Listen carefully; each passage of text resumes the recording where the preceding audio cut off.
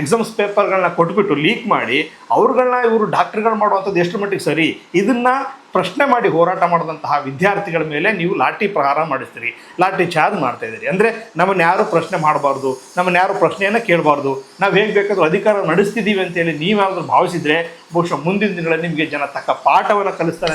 ದೆಹಲಿಯ ಜಂತರ್ ಮಂತರ್ ಹಿಂಸಾಚಾರ ಆಗ್ತಿದೆ ಅನ್ನೋ ಕಾರಣ ನರೇಂದ್ರ ಮೋದಿ ನೇತೃತ್ವದ ಕೇಂದ್ರ ಸರ್ಕಾರ ಅಂತ ಹೇಳ್ಬೋದು 21 ದಿನಗಳ ಕಾಲ ಶಾಂತಿಯುತವಾದ ಹೋರಾಟದ ಸಂದರ್ಭದಲ್ಲಿ ಸೌಜನ್ಯಕ್ಕಾದರೂ ಯಾರಾದರೂ ಕೇಂದ್ರ ಸರ್ಕಾರದ ಒಬ್ಬ ಪ್ರತಿನಿಧಿಯಾಗಿ ಯಾರು ರೆಪ್ರೆಸೆಂಟ್ ಮಾಡಿದ್ರೆ ಬಹುಶಃ ಇಂತಹ ಹಿಂಸಾಚಾರ ರೂಪವನ್ನು ಈ ದೇಶ ನೋಡ್ತಿರ್ಲಿಲ್ಲ. ಶಿಕ್ಷಣ ಸಚಿವರಾಗಿರ್ತಕ್ಕಂತಹ ಧರ್ಮೇಂದ್ರ ಪ್ರಧಾನ್ ಅವರನ್ನ ಉಳಿಸ್ಕೊಳ್ಳಿಕ್ಕೆ ಇಷ್ಟೊಂದು ಕತೆ ಬೇಕಿತ್ತು, ಇಷ್ಟೊಂದು ಹೈಡ್ರಾಮಗಳು ಕೇಂದ್ರ ಸರ್ಕಾರ ನಡೆಸಬೇಕಾಗಿತ್ತ ಅಂತೇಳಿ. ನೇಪಾಳ ಇರ್ಬೋದು, ಶ್ರೀಲಂಕಾ, ಬಾಂಗ್ಲಾದೇಶ ಇಲ್ಲೆಲ್ಲ ವಿದ್ಯಾರ್ಥಿಗಳು ಸಿಡಿದಂತಹ ಸಂದರ್ಭದಲ್ಲಿ ಸರ್ಕಾರಗಳು ಯಾವ ರೀತಿ ಬುಡುಮೇಲಾಗುತ್ತೆ ಅಂತೇಳಿ ಅದೇ ರೀತಿಯಾದಂತಹ ಒಂದು ಪರಿಸ್ಥಿತಿ ಇವತ್ತು ಭಾರತ ದೇಶದಲ್ಲಿ ಕೂಡ ಆಗ್ತಾ ಇದೆ. 22 ದಿನ ಆಯಿತು ಅವರು ಉಪವಾಸ ಕೂತು, ಆದರೂ ಕೂಡ ಅವರ ಭಾವನೆ ಏನು, ಅವ್ರ ಬೇಡಿಕೆಗಳೇನು ಯಾವುದನ್ನು ಕೂಡ ಕೇಳಲಿಕ್ಕೆ ಕೇಂದ್ರ ಸರ್ಕಾರ ಮುಂದಾಗ್ತಾ ಇಲ್ಲ ಅಂತೇಳಿದ್ರೆ ಎಷ್ಟು ಬಂಡತನವನ್ನು ಇವರು ಪ್ರದರ್ಶನ ಮಾಡ್ತಾ ಇದ್ದಾರೆ ಅಂತೇಳಿ.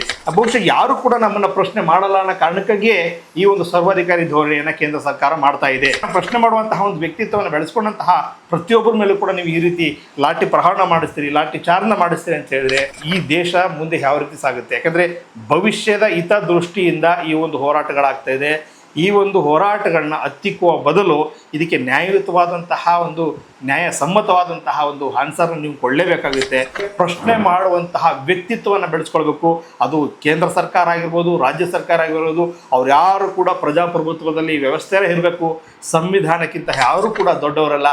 ವೈದ್ಯಕೀಯ ಪ್ರವೇಶ ಪರೀಕ್ಷೆ ಆದಂತಹ ನೀಟ್ UG ಪ್ರಶ್ನೆ ಪತ್ರಿಕೆಗಳ ಸೋರಿಕೆಗೆ ಸಂಬಂಧಪಟ್ಟಂತೆ ಕಳೆದ 21 ದಿನಗಳಲ್ಲೂ ಕೂಡ ದೆಹಲಿಯ ಜಂತರ್ ಮಂತರ್ನಲ್ಲಿ ಪರಿಸರವಾದಿ ಹೋರಾಟಗಾರರಾಗಿರ್ತಕ್ಕಂತಹ ಸೋನಮ್ ವಾಂಗ್ಚುಕ್ ಅವರು 21 ದಿನಗಳಿಂದಲೂ ಕೂಡ ಉಪವಾಸದಂಥ ಒಂದು ಸತ್ಯಾಗ್ರಹವನ್ನು ಮಾಡ್ತಾಯಿದ್ರು. ಭಾಳ ಶಾಂತಿಯುತವಾಗಿದ್ದಂತಹ ಈ ಒಂದು ಪ್ರತಿಭಟನೆ ಇವತ್ತು ಕಂಪ್ಲೀಟ್ ಆಗಿ ಹಿಂಸಾಚಾರದ ರೂಪವನ್ನು ಕೂಡ ಪಡ್ಕೊಂಡಿರುವಂಥದ್ದು. ಇದಕ್ಕೆ ನೇರವಾದಂತಹ ಹೊಣೆಯನ್ನು ಕೇಂದ್ರ ಸರ್ಕಾರವೇ ಹೊರಬೇಕಾಗುತ್ತೆ. ಯಾಕೆಂದರೆ 21 ದಿನಗಳ ಕಾಲ ಶಾಂತಿಯುತವಾದ ಹೋರಾಟದ ಸಂದರ್ಭದಲ್ಲಿ ಯಾರಾದರೂ ಕೇಂದ್ರ ಸರ್ಕಾರದ ಒಬ್ಬ ಪ್ರತಿನಿಧಿಯಾಗಿ ಯಾರು ರೆಪ್ರೆಸೆಂಟ್ ಮಾಡಿದರೆ ಸೌಜನ್ಯಕ್ಕಾದರೂ ಆ ಸೋನಮ್ ವಾಂಗ್ಚುಕ್ ಸೇರಿದಂತೆ ಕಾಕ್ರೋಚ್ ಪಾರ್ಟಿಯ ಮುಖ್ಯಸ್ಥ ಅಭಿಜಿತ್ ದೀಪ್ಗೆ ಏನಿದ್ದಾರೆ ಅವರ ಒಂದು ಮನವಿಯನ್ನು ಪುರಸ್ಕರಿಸಿದರೆ ಬಹುಶಃ ಇಂತಹ ಹಿಂಸಾಚಾರ ರೂಪವನ್ನು ಈ ದೇಶ ನೋಡ್ತಿರ್ಲಿಲ್ಲ.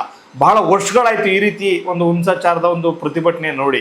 ಇವತ್ತು ಇಡೀ ದೆಹಲಿಯ ಸಂಸತ್ ಭವನ ಏನಿದೆ, ಇಡೀ ಸಂಸತ್ ಭವನದ ಮುಂದೆ ಸಾಕಷ್ಟು ವಿದ್ಯಾರ್ಥಿಗಳಿರ್ಬೋದು, ಹೋರಾಟಗಾರರ್ಬೋದು ಧೂಳೆಬ್ಸಿದ್ದಾರೆ ಅಂತ ಹೇಳ್ಬೋದು. ಯಾಕಂದರೆ ಇಂತಹ ಒಂದು ಪ್ರತಿಭಟನೆ ನಡೆಯುತ್ತೆ ಅಂತೇಳಿ ಕೇಂದ್ರ ಸರ್ಕಾರವು ಕೂಡ ನಿರೀಕ್ಷೆಯನ್ನು ಮಾಡಿರಲಿಲ್ಲ. ಈ ಒಂದು ನೀಟ್ UG ಪರೀಕ್ಷೆಯನ್ನು ಬರೆದಂತಹ ವಿದ್ಯಾರ್ಥಿಗಳಿರ್ಬೋದು, ಪೋಷಕರಿರ್ಬೋದು, ಅವ್ರ ಮಕ್ಕಳಿರ್ಬೋದು, ಎಲ್ಲರೂ ಕೂಡ ಈ ಒಂದು ಪ್ರತಿಭಟನೆಗೆ ಸಾಥನ್ನು ಕೊಟ್ಟಿದ್ದಾರೆ. ಇವತ್ತಿನಿಂದ ಮುಂಗಾರು ಅಧಿವೇಶನ ಆರಂಭ ಕೂಡ ಆಗ್ತಾ ಇದೆ ಸಂಸತ್ನಲ್ಲಿ. ಅಲ್ಲಿ ಒಳಗಡೆ ಕಾಂಗ್ರೆಸ್ ಪಕ್ಷ ಪ್ರತಿಭಟನೆಯನ್ನು ಮಾಡಿದ್ರೆ ಹೊರಗಡೆ ಕಾಕ್ರೋಚ್ ಪಾರ್ಟಿ ಪ್ರತಿಭಟನೆಯನ್ನು ಮಾಡ್ತಾ ಇದೆ. ಇಂತಹ ಒಂದು ಪರಿಸ್ಥಿತಿಗೆ ಕೇಂದ್ರ ಸರ್ಕಾರ ನೇರ ಹೊಣೆ ಆಗುತ್ತೆ ಅಂತ ಹೇಳ್ಬೋದು. ಯಾಕೆಂದರೆ ಸೋನಮ್ ವಾಂಗ್ಚುಕ್ ಅವರು ಈ ಒಂದು 21 ದಿನಗಳ ಉಪವಾಸ ಸತ್ಯಾಗ್ರಹವನ್ನು ಏನಕ್ಕೆ ಮಾಡ್ತಾ ಇದ್ದಾರೆ ಅಂತ ಹೇಳಿದ್ರೆ ಬಹಳಷ್ಟು ಜನ ಎಲ್ಲರೂ ಕೂಡ ಗೊತ್ತಿರುವಂಥ ವಿಚಾರ. ಅವರ ಒಂದು ಬೇಡಿಕೆ ಏನು? ಈ ಶಿಕ್ಷಣ ಸಚಿವರಾಗಿರ್ತಕ್ಕಂತಹ ಧರ್ಮೇಂದ್ರ ಪ್ರಧಾನ್ ಅವರ ರಾಜೀನಾಮೆಯನ್ನು ಕೊಡಬೇಕು. ಯಾಕೆಂದರೆ ಈ ಒಂದು ನೀಟ್ ಮತ್ತು UG ಪ್ರಶ್ನೆ ಪತ್ರಿಕೆಗಳ ಸೋರಿಕೆಗೆ ನೇರವಾಗಿ ಆ ಇಲಾಖೆಯ ಸಚಿವರೇ ಬರ್ತಾರೆ. ಹೀಗಾಗಿ ಅವರ ಒಂದು ರಾಜೀನಾಮೆಯನ್ನು ಕೊಡಬೇಕು ಅನ್ನುವಂಥದ್ದು ಅವರ ಒಂದು ವಾದ. ಆ ಒಂದು ವಾದವನ್ನು ಕೇಂದ್ರ ಸರ್ಕಾರ ಕೇಳುವಂತಹ ಪ್ರಮೇಯಗೆ ಹೋಗಲಿಲ್ಲ. ಹೀಗಾಗಿ ಈ ಒಂದು ಸೋನಮ್ ವಾಂಗ್ಚುಕ್ ಅವರ ಆರೋಗ್ಯ ಪ್ರತಿದಿನ ಹದಗೆಡ್ತಾ ಇತ್ತು. ಇಂತಹ ಸಂದರ್ಭದಲ್ಲಿ ಹೈಕೋರ್ಟ್ಗೂ ಕೂಡ ಫೇಲಾಗಿದ್ರು. ಹೈಕೋರ್ಟ್ ಕೂಡ ಹೇಳ್ತಾ ಇದೆ ಕೇಂದ್ರ ಸರ್ಕಾರದ್ದು ಆದಷ್ಟು ಬೇಗ ಸೋನಮ್ ವಾಂಗ್ಚುಕ್ ಅವರ ಒಂದು ಆರೋಗ್ಯದ ಮೇಲೆ ನಿಗಾ ಇಡಬೇಕು. ಅವರ ಆರೋಗ್ಯ ಬಹಳ ಮುಖ್ಯ, ಅವರು ಬದುಕಬೇಕು, ಯಾವುದೇ ಕಾರಣಕ್ಕೂ ಅವರ ಆರೋಗ್ಯದ ವ್ಯತ್ಯಾಸ ಆಗಬಾರ್ದು ಅಂತೇಳಿ ಇಡೀ ಕೇಂದ್ರ ಸರ್ಕಾರಕ್ಕೆ ಹೈಕೋರ್ಟ್ ಕೂಡ ಚೀಮಾರಿ ಆಗಿತ್ತು. ಆದರೂ ಕೂಡ ಈ ಕೇಂದ್ರ ಸರ್ಕಾರ ಒಂದು ರೀತಿ ಬಂಡತನವನ್ನು ಪ್ರದರ್ಶನ ಮಾಡ್ತಾ ಇದೆ. ಸೋನಮ್ ವಾಂಗ್ಚುಕ್ ಅವರನ್ನ ಏನು ಉಪವಾಸ ಸತ್ಯಾಗ್ರಹ ಮಾಡುವಂತಹ ಸಂದರ್ಭದಲ್ಲಿ ಮಾರು ವೇಷದಲ್ಲಿ ಬಂದಂತಹ ಪೊಲೀಸರು ಅವ್ರನ್ನ ಎತ್ತಾಕೊಂಡೋಗಿ ಹಾಸ್ಪಿಟ್ಲಿಗೆ ಕೂಡ ಅಡ್ಮಿಟ್ ಮಾಡಿದ್ದಾರೆ. ಇನ್ನು ಅಭಿಜಿತ್ ದೀಪ್ಗೆ ಅವರು ಕೂಡ ಉಪವಾಸದಲ್ಲಿ ಕುಳಿತುಕೊಂಡಿರುವಂಥದ್ದು, ಅವ್ರನ್ನೂ ಕೂಡ ಇವತ್ತು ಬಂಧನವನ್ನು ಮಾಡುವಂಥ ಕೆಲಸವನ್ನು ಪೊಲೀಸರು ಮಾಡ್ತಾ ಇದ್ದಾರೆ. ಇವೆಲ್ಲವನ್ನು ಹೊರತಂತಹ ವಿದ್ಯಾರ್ಥಿಗಳಿರ್ಬೋದು ಸಾಕಷ್ಟು. ಯಾಕಂದರೆ ನೀಟ್ ಮತ್ತು UG ಪ್ರಶ್ನೆ ಮೇಲೆ ಸೋರಿಕೆ ಆದಂತಹ ಸಂದರ್ಭದಲ್ಲಿ ಇಡೀ ದೇಶಾದ್ಯಂತಹ ವ್ಯಾಪಕವಾದಂತಹ ಒಂದು ಪ್ರತಿಭಟನೆ ಇಡೀ ಕೇಂದ್ರ ಸರ್ಕಾರದ ವಿರುದ್ಧ ಆಯಿತು. ಇವತ್ತು ಸಂಸತ್ ಭವನ ಚಲೋ ಆಗಬೇಕಾದ್ರೆ ಸೋನಮ್ ವಾಂಗ್ಚುಕ್ ಅವರು ಒಂದು ಪತ್ರ ಕೂಡ ಬರೀತಾರೆ, ನಾನು ಈ ಹೋರಾಟದ ಹಿಂದೆ ಸರಿಯಲ್ಲ, ನೀವು ಕೂಡ ಸರಿಬೇಡಿ, ಸಂಸತ್ ಚಲೋ ಸಂದರ್ಭದಲ್ಲಿ ನಾನು ಕೂಡ ಭಾಗಿಯಾಗ್ತೀನಿ ಅಂತೇಳಿ. ಇದನ್ನು ಅರ್ಥಂತಹ ಲಕ್ಷಾಂತರ ವಿದ್ಯಾರ್ಥಿಗಳು ಇವತ್ತು ಜಂತರ್ ಮಂತರ್ನಲ್ಲಿ ನಿಂತ್ಕೊಂಡು ಸಂಸತ್ ಚಲೋ ರ್ಯಾಲಿಯನ್ನು ಹಮ್ಮಿಕೊಂಡ್ರು. ಆರಂಭದಲ್ಲಿ ಇಷ್ಟೊಂದು ವಿದ್ಯಾರ್ಥಿಗಳು ಬರ್ತಾರೆ ಅಂತೇಳಿ ಸರ್ಕಾರವು ಕೂಡ ನಿರೀಕ್ಷೆ ಮಾಡಿರಲಿಲ್ಲ. ಆದರೆ ಲಕ್ಷಾಂತರ ವಿದ್ಯಾರ್ಥಿಗಳು ಇವತ್ತು ಏನೇ ಆದರೂ ಕೂಡ ಸರಿನೇ ಎಷ್ಟು ಪೊಲೀಸರು ಎಷ್ಟು ಹೊಡೆದ್ರೂ ಸರಿನೇ ಹೊಡಿಸ್ಕೊಳ್ತೀವಿ, ಆದರೆ ನಾವೊಂದು ಪ್ರತಿಭಟನೆ ಹಿಂದೆ ಸರಿಯಲ್ಲ ಅಂತೇಳಿ ಸಂಸತ್ ಭವನ ಒಳಗಡೆ ನುಗ್ಲಿಕ್ಕೆ ಭಾಳಷ್ಟು ಪ್ರಯತ್ನವನ್ನು ಕೂಡ ಮಾಡಿದ್ರು. ಪೊಲೀಸರು ಮತ್ತು ಹೋರಾಟಗಾರರ ನಡುವೆ ಭಾಳಷ್ಟು ಘರ್ಷಣೆಗಳು ಕೂಡ ಆಯಿತು. ಪೊಲೀಸರು ಅಶ್ರುವಾಯುವನ್ನು ಸಿಡಿಸಿದ್ರು, ಆದರೂ ಕೂಡ ಹೋರಾಟಗಾರರು ಬಗ್ನಿಲ್ಲ. ಒಂದು ಕಡೆ ಲಾಠಿ ಚಾರ್ಜ್ ಮಾಡುವಂತಹ ಕೆಲಸವನ್ನು ಪೊಲೀಸರು ಮಾಡಿದ್ರೆ, ಕಲ್ಲು ತೂರಾಟ ನಡೆಸುವಂತಹ ಕೆಲಸವನ್ನು ಹೋರಾಟಗಾರರು ಮಾಡಿದ್ರು. ಆದರೆ ಇಬ್ಬರು ನೋವಾಗ್ತಾ ಇರುವಂಥದ್ದು ಭಾರತದ ಪ್ರಜೆಗಳೇ. ಅವರು ಕೂಡ ಭಾರತ ದೇಶದ ಪೊಲೀಸರೇ, ಇವರು ಕೂಡ ಭಾರತ ದೇಶದ ವಿದ್ಯಾರ್ಥಿಗಳೇ.